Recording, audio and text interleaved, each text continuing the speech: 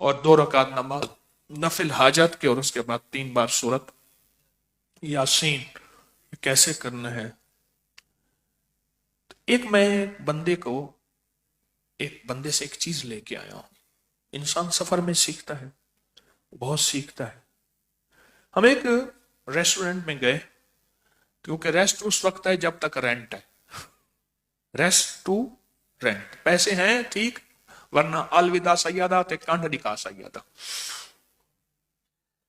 तो एक रेस्टोरेंट में गए, तो वहां बड़े बड़े मग्गे शराब के लेके ना 2 बंदे बैठे हुए थे, चुप करके से बैठे हुए, चुस्की लेते, बड़ी बड़ी देर तक उसका मजा लेते, खामोश, दोनों आमने सामने बैठे हुए।